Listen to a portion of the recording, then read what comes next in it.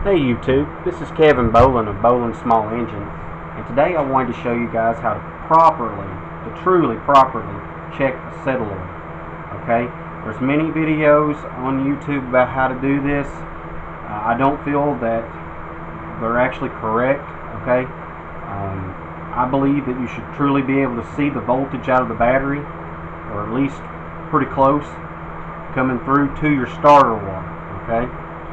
So basically, when you watch a video on YouTube, you're going to see that all they do is just connect both leads here and do a continuity test by basically just triggering the solenoid. Don't get me wrong, that is effective, that does work, but you're better off to know what voltage is coming through that wire, because on the inside of these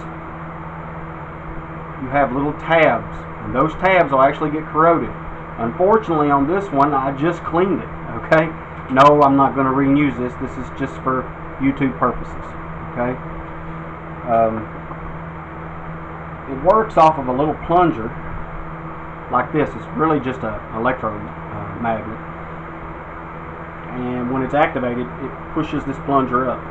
Well, this plunger, if you look, you can see there's contact points on each side of it.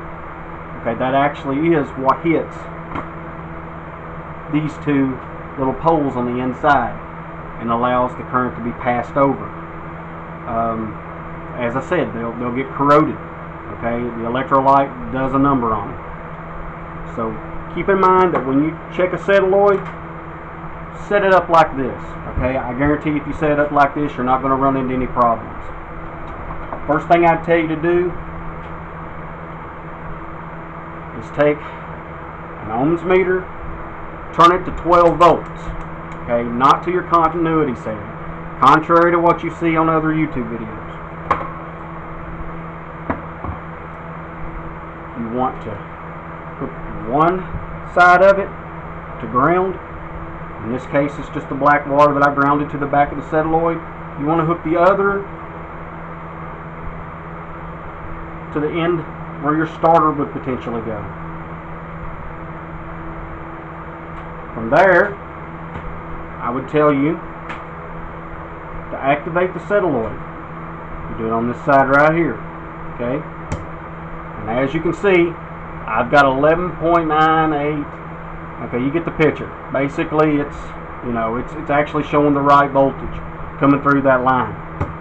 If you didn't have that, okay, basically your solenoid is junk. Alright? Howsoever, as I said before, you can turn around and do this and use set your settings on continuity, and you can actually get a voltage reading over these two poles. Even though the solenoid may be bad, it may not be actually putting out enough voltage passing over the poles to actually crank the starter. You would not believe how many times I've actually ran into this, where the solenoid would actually activate, but there wasn't enough current coming through the poles to actually give the starter the right amount of voltage to turn it. So just keep that in mind, YouTube.